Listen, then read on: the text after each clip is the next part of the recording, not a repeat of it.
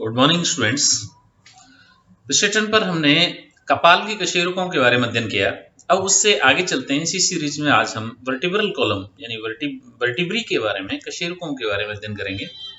तो उससे पहले कशेरुक दंड का अध्ययन किस प्रकार से किया जाता है, ये कशेरुक दंड क्या होता है, कशेरुकाएं क्या होती हैं, इसके बारे में जानना जरूरी है।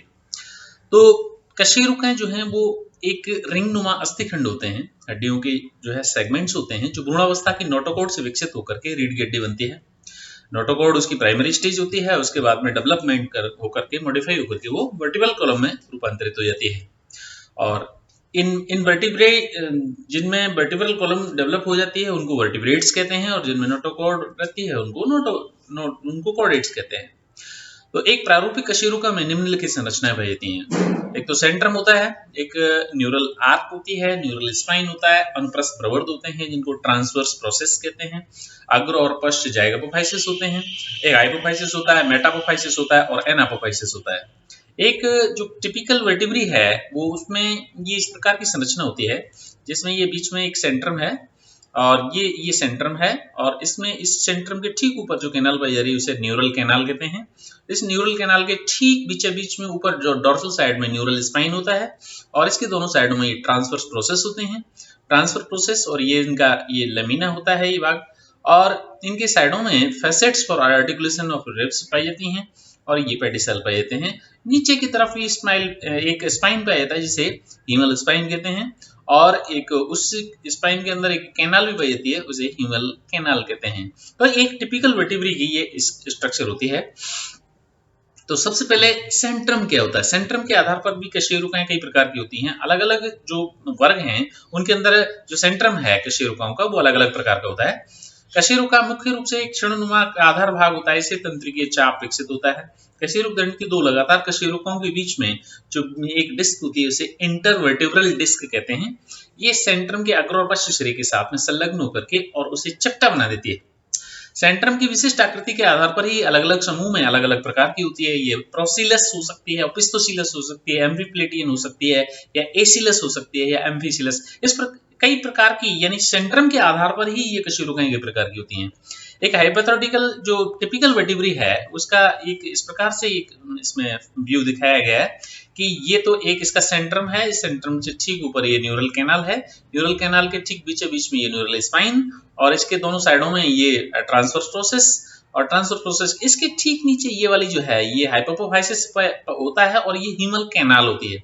हीमल कैनाल के नीचे ये हीमल स्पाइन होता है। तो इस प्रकार से ये पैरापोफाइसिस भी होते हैं इसमें निकले हुए किसी किसी में। तो ये एक प्रारूपिक यानी टिपिकल वर्टिब्री की स्ट्रक्चर है। सबसे पहले सीलस यानी सेंट्रम में खांच आगे और पीछे किस प्रकार से हो सकती है, कितनी प्रकार की हो सकती है, उसके आधार पर ये जो सेंट्रम है वो उनको बांटा गया है। तो सबसे पहले प्रोसिलस प्रकार का सेंट्रम, यानी ऐसा सेंट्रम जिसमें अग्र भाग में खांच पाई जाती हो और पीछे का भाग चपटा हो, उसे अग्रगर्ती या प्रोसिलस सेंट्रम कहते हैं। जैसे कि मेढक और छिपकलियों की प्रारूपिक कशेरुकों में ये प्रोसिलस प्रकार का सेंट्रम पाया जाता है। दूसरा होता है ओपिस्थोसिलस सेंट्रम। ओपिस्थोसिलस यानी ऐसा सेंट्रम जिनके अग्रभाग तो चपटे हैं लेकिन पीछे की तरफ गर्त या गुहा या केविटी पाई जाए, पीछे की तरफ जिनमें केविटी पाई जाता है उन्हें ओपिस्थोसिलस कहते हैं। जैसे कि क्रोकोडाइल और यूरोडेला के कशेरुकों में ये ओपिस्थोसिलस सेंट्रम पाया जाता है। अब इसमें देखें तो ये एसिलस प्रकार का है जिसमें किसी प्रकार का कोई केविटी नहीं है दोनों तरफ, यानी ना तो आगे के भाग में ना पीछे के भाग में किसी प्रकार की केविटी नहीं है, उसे एसिलस कहते हैं। और जिसमें दोनों ही तरफ जिसमें केविटी पाई जाती हो उसे एम्फीसिलस, यानी आगे भी केविटी और पीछे भी केविटी, इसमें एम्फीसिलस होता है। और इसमें आगे की तरफ जिसमें केविटी हो और पीछे की तरफ फ्लैट हो उसे प्रोसिलस कहते हैं, और जिसमें आगे की तरफ फ्लैट हो और पीछे की तरफ केविटी हो उसे ओपिस्थोसिलस कहते हैं। और ये बर्ड्स के अंदर तो अलग ही प्रकार का यानी हेटेरोसिलस प्रकार का वर्टिब्री या सेंट्रम पाया जाता है जिसमें सैडल शेप घोड़े की जीन के आकार का, जिस पर घोड़सवार बैठता है और वो उसके नीचे लगाता है, उसे घोड़े की जीन कहते हैं। उस घोड़े की जीन की जो आकृति है वो इस प्रकार से यू शेप होती है। इस प्रकार की अगर संरचना हो तो उसे हेटेरोसिलस प्रकार का सेंट्रम कहते हैं। ये हेटेरोसिलस बर्ड्स के अंदर पाया जाता है। और इसमें एक दूसरी डायग्राम इसको और ज्यादा अच्छी तरह से रेखांकित किया गया है। ये प्रोसिलस यानी आगे की तरफ गर्त और पीछे की तरफ उभार कॉन्वेक्स। और एम्फिसिलस जिसमें दोनों तरफ केविटी हो वो एम्फिसिलस, जिसमें ओपिस्थोसिलस यानी पीछे की तरफ गर्त और आगे की तरफ जिसमें उभार हो, एसिलस जिसमें किसी दोनों तरफ से फ्लैट हो वो एसिलस कहलाता है। और जिसमें हेट्रोसिलस जिसमें घोड़े की जीन के आकार का है, यानी सैडल शेप्ड जिनका सेंट्रम हो उसे हेट्रोसिलस कहते हैं जैसे बर्ड्स में। और एम्फीप्लेटियन मेमल्स में जिसमें कि दोनों ही तरफ जो है ना फ्लैट पाया जाता हो सेंट्रम, उसे एम्फीप्लेटियन या एसिलस कहते हैं। हेट्रोसिलस प्रकार का जो सेंट्रम होता है उसमें घोड़े की जीन की आकृति का सैडल शेप्ड जो है सेंट्रम होता है, उसे विषमगर्ती सेंट्रम कहते हैं जैसे पक्षियों की कशेरुकों में। उभयगर्ती या एम्फिसिलस प्रकार का जो सेंट्रम है वो अग्र और पीछे दोनों ओर से खांच या अवतलता वाले पाया जाता है, उसे उभयगर्ती सेंट्रम कहते हैं जैसे कि मेढक की 8वीं और अधिकतर मछलियों में ये उभयगर्ती पाया जाता है। ये एक दूसरा डायग्राम है जिसमें कलरफुल डायग्राम है जिसमें एम्फिसिलस नोटोकॉर्डल में एम्फीप्लेटियन एम्फिसिलस और एम्फीप्लेटियन, ये एम्फीप्लेटियन है, ये हेट्रोसिलस है। हेट्रोसिलस में वी आकार का इसमें सेंट्रम है दोनों तरफ से और ये बाइकॉन्वेक्स है और ये इसका इंटीरियर एंड और ये इसका पोस्टीरियर एंड। तो ये इनमें एम्फिसिलस और एम्फीप्लेटियन, हेट्रोसिलस और ये बाइकॉन्वेक्स जिसे सेंट्रम के आधार पर ये कशेरुकाएं होती हैं। प्रोसिलस, ओपिस्थोसिलस, एम्फीप्लेटियन और प्लेटिसिलस और एम्फीप्लेटियन इस प्रकार की कशेरुकाएं बांटा गया। एम्फीप्लेटियन या एसिलिस की जो सेंट्रम होता है, ऐसे सेंट्रम जिनके आगे और पीछे दोनों तरफ समतलता हो उन्हें या फिर खांच हो, इनमें केविटी दोनों तरफ पाई जाती है, उसे उभयगर्ती सेंट्रम कहते हैं। जैसे कि स्तनधारियों की कशेरुकाएं होती हैं और उभय समतलता जिनमें पाई जाती है, दोनों तरफ समतल होते हैं। तंत्रिकीय चाप या तंत्रिकीय कंटक्ट जो न्यूरल आर्च और न्यूरल स्पाइन जो होते हैं, ये कशेरुका के सेंट्रम के दोनों ओर से पृष्ठ तल पर पाई जाने वाली एक गुहा से होकर के एक मेरुरज्जु, जिसमें से एक मेरुरज्जु गुजरता है, उसे तंत्रिकीय चाप या न्यूरल आर्च कहते हैं। ये मध्य पृष्ठ में होता है और लंबा चपटा नुकीला प्रवर्ध इसके ऊपर की तरफ निकला रहता है, उसे न्यूरल स्पाइन कहते हैं, न्यूरल स्पाइन कहलाता है। और इनके साइडों में जाइगोपोफाइसिस होते हैं। कशेरुका के दोनों ओर पृष्ठ तलों पर विकसित होने वाले संधि प्रवर्ध हैं जो पिछली वाली आगे की और पीछे की कशेरुकों से जॉइंट होते हैं, जिनमें संलग्न होते हैं, एसोसिएट होते हैं, उनको जाइगोपोफाइसिस कहते हैं। ये भी प्री जाइगोपोफाइसिस और पोस्ट जाइगोपोफाइसिस कहलाते हैं। प्री आगे की तरफ इस प्रकार से यूं देते हुए, यानी इस प्रकार की संरचना लेते हुए, हाथ जैसे दान देने की तरह हाथ होते हैं उसकी तरह अगर स्ट्रक्चर हो तो उसे प्री जाइगोपोफाइसिस कहते हैं, और इस प्रकार से लेने की स्ट्रक्चर हो उसे पोस्ट जाइगोपोफाइसिस कहते हैं। तो प्री और पोस्ट के आधार पर ही उसका एंटीरियर पोर्शन और पोस्टीरियर पोर्शन ही तय होता है कि कशेरुका का इंटीरियर एंड कौन सा है और पोस्टीरियर एंड कौन सा है।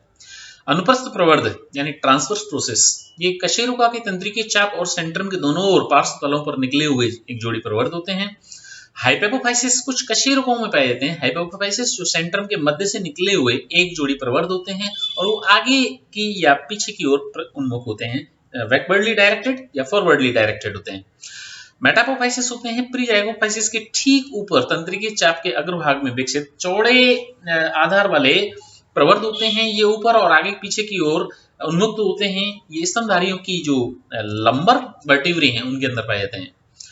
कशेरुक दंड जो होता है वो वलयाकार अस्थियों की बनी लंबी श्रृंखला के रूप में पाया जाता है। इसमें प्रत्येक कड़ी को एक कशेरुका कहते हैं। अध्ययन की सुविधा की दृष्टि से कशेरुक दंड को 5 भागों में बांटा गया है: cervical region, thoracic region, lumbar region, sacral region और कॉर्डल रीजन, यानी ग्रीवा क्षेत्र, वक्षीय क्षेत्र, कटी क्षेत्र, सैक्रल क्षेत्र और पुष्य क्षेत्र। तो कशेरुकों का अध्ययन करते समय निम्नलिखित बातों का ध्यान रखना चाहिए। इसमें कशेरुका किस क्षेत्र की है, ये ग्रीवा की है, वक्ष की है, कटी की है, सैक्रल की है या पूंछ की है, उसको ये जानना जरूरी होता है। कौन से नंबर की कशेरुका है, क्योंकि एक एक क्षेत्र में कई कशेरुकाएं होती हैं, तो उसमें कौन सी नंबर की, कौन सी संख्या की कशेरुका है ये जानना जरूरी होता है। प्रथम है, दूसरी है या अंतिम है। सेंट्रम की आकृति कैसी है उसकी, प्रोसिलस है या ओपिस्थोसिलस है या एसिलस है या एम्फीप्लेटियन है या एम्फिसिलस है। तो न्यूरल कंटिका का आकार और आकृति कैसी है ये उसमें जानना जरूरी होता है। प्री और पोस्ट जाइगोपोफाइसिस उपस्थित हैं या नहीं है ये देखें। हाइपोफाइसिस उपस्थित है या नहीं है ये भी देखें, और अनुप्रस्थ प्रवर्ध किस प्रकार के हैं ये देखें। अब शुरुआत करते हैं सबसे पहले स्केलेटन ऑफ फ्रॉग। फ्रॉग जो है वो एम्फीबियन होता है और एम्फीबियन का जो स्केलेटन है, एंडोस्केलेटन है, बोन्स का बना होता है और उसमें बोन्स की संख्या कम होती है और इसके वर्टिब्री अब हमने स्कल को पढ़ा, स्कल के बाद में इसमें जो एक्सियल स्केलेटन है उसमें वर्टिब्रल कॉलम आती है। वर्टिब्रल कॉलम में इसके 4 क्षेत्र होते हैं। ये इसका स्कल है, स्कल के बाद में ये वर्टिब्रल कॉलम है यहाँ से यहाँ तक। चूंकि इसमें पूंछ नहीं पाई जाती, इसलिए पूंछ का अंतिम जो सिरा है वो ये लास्ट वर्टिब्री जो होती है वो सैक्रल लास्ट वर्टिब्री पर ही एंड हो जाता है। कॉर्डल वर्टिब्री इसमें नहीं पाई जाती क्योंकि इसमें पूंछ का अभाव होता है। अब मेढक का जो कशेरुक दंड है उसमें 4 क्षेत्र पाए जाते हैं, जिसमें सबसे पहला क्षेत्र होता है ग्रीवा क्षेत्र या सर्वाइकल रीजन। एटलस उसकी फर्स्ट कशेरुका है, एटलस सर्वाइकल रीजन की फर्स्ट कशेरुका है और कशेरुक दंड की भी फर्स्ट कशेरुका होती है। ये छोटी अंगूठी के समान कशेरुका होती है जो स्कल में चिपकी हुई रहती है। इसमें सुविकसित तंत्रिकीय नाल पाई जाती है, बाकायदा एक बड़ी कैनाल पाई जाती है जिसमें से मेरुरज्जु निकलता है। सेंट्रम केवल पश्च तल पर ही उपस्थित होता है। अनुप्रस्थ प्रवर्ध और प्री जाइगोफाइसिस अनुपस्थित होते हैं। पोस्ट जाइगोफाइसिस पाए जाते हैं। ये एक एटलस वर्टिब्री है जिसमें ये दिखाया गया है। ये तो एटलस है, ये टिपिकल वर्टिब्री है। उसके पीछे की तरफ पीछे वाली जो सर्वाइकल वर्टिब्री वो हैं, और ये सैक्रल और ये यूरोस्टाइल ये तो बाद में पढ़ेंगे। पहले सबसे पहले ये एटलस वर्टिब्री है वो किस प्रकार की दिखाई देती है। ये रिंग शेप्ड होती है। इसमें ये न्यूरल आर्च है और ये न्यूरल स्पाइन नीचे की तरफ, ये न्यूरल आर्च और ये कॉन्डाइल्स हैं, और इसको ऊपर से और डोर्सल और वेंट्रल व्यू इसका इस प्रकार का दिखाई देता है। न्यूरल कंटिका बहुत छोटी होती है और अवशेष रूप से इसमें पाई जाती है। इसके अग्रतल पर ऑक्सीपिटल कॉन्डाइल से जुड़ने के लिए 2 कॉन्केविटीज पाई जाती हैं। कशेरुक को आगे की तरफ पीछे कपाल से और पीछे की तरफ कशेरुक दंड से जुड़ा रहता है। प्रारूपिक कशेरुका किस प्रकार की होती है। टिपिकल वर्टिब्री, यानी कि टिपिकल वर्टिब्री उसके एटलस के बाद में जो वर्टिब्री है वो टिपिकल वर्टिब्री। इसमें 2 से 7 तक टिपिकल वर्टिब्री होते हैं जिनका सेंट्रम प्रोसीलस प्रकार का होता है। मेढक में अक्षीय कशेरुका नहीं पाई जाती, यानी एक्सिस सेकंड नंबर की एक्सिस नहीं पाई जाती। दूसरे एनिमल्स में यानी रेप्टाइल्स में, बर्ड्स में और मैमल्स में पाई जाती है। दूसरी से 7वीं तक की सभी एक समान होती हैं। इन कशेरुकाओं को प्रारूपिक कशेरुका या टिपिकल सर्वाइकल वर्टिब्री कहते हैं। केंद्र में इनके एक तंत्रिकीय नाल यानी कि न्यूरल कैनाल पाई जाती है, और वो एक ये न्यूरल कैन, जैसे कि ये इसमें चित्र में दिखाया गया है, ये न्यूरल कैनाल है और न्यूरल कैनाल ये दोनों तरफ ये ट्रांसवर्स प्रोसेस है। ये बीच में न्यूरल स्पाइन है और ये प्री जाइगोफाइसिस और ये पोस्ट जाइगोफाइसिस, और ये है बीच में सेंट्रम यानी पोस्टीरियर कॉन्वेक्सिटी ऑफ सेंट्रम। तो ये टिपिकल वर्टिब्रा ऑफ फ्रॉग जिसका पोस्टीरियर व्यू इसमें दिखाया गया है। तंत्रिकीय कंटिका पतली होती है, पीछे की ओर डायरेक्टेड होती है, यानी बैकवर्डली डायरेक्टेड होती है। प्री और पोस्ट जाइगोफाइसिस उपस्थित होते हैं। दूसरा, प्रारूपिक कशेरुका की अनुप्रस्थ प्रवर्ध सुविकसित होती है, चौड़े और पंखनुमा होते हैं। तीसरे और चौथे प्रारूपिक कशेरुका में अनुप्रस्थ प्रवर्ध छोटे होते हैं और पतले होते हैं। अब उसके बाद में आगे चलते हैं वक्षीय कशेरुका। वक्षीय कशेरुका में 8th वर्टिब्री और 9th वर्टिब्री आते हैं।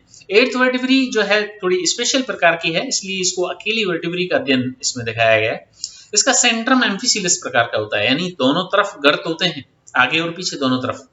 प्री जाइगोफाइसिस और पोस्ट जाइगोफाइसिस पाए जाते हैं। अनुप्रस्थ प्रवर्ध जो है वो बाहर की ओर यानी आउटवर्डली डायरेक्टेड होते हैं और आगे की तरफ पतले होते हैं।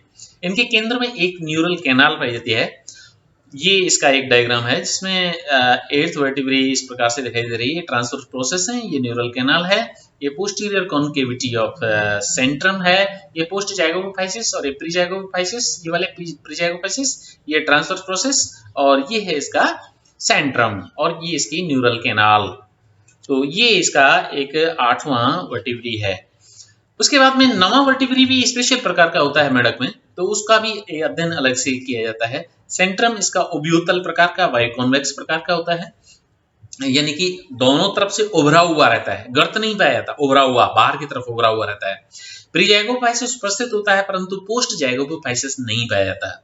अनुप्रस्थ प्रवर्ध बाहर की ओर उन्मुक्त होते हैं और आगे की तरफ पतले होते हैं। इनके केंद्र में एक तंत्रिकीय नाल पाई जाती है। न्यूरल कंटिका छोटी और आगे की तरफ उन्मुक्त होती है। ये श्रोणि मेखला की इलियम अस्थि से जुड़े रहते हैं। पुच्छीय कशेरुका लास्ट वाली यूरोस्टाइल जिसे पुच्छीय कशेरुका कहते हैं, इसके लक्षण इस प्रकार हैं।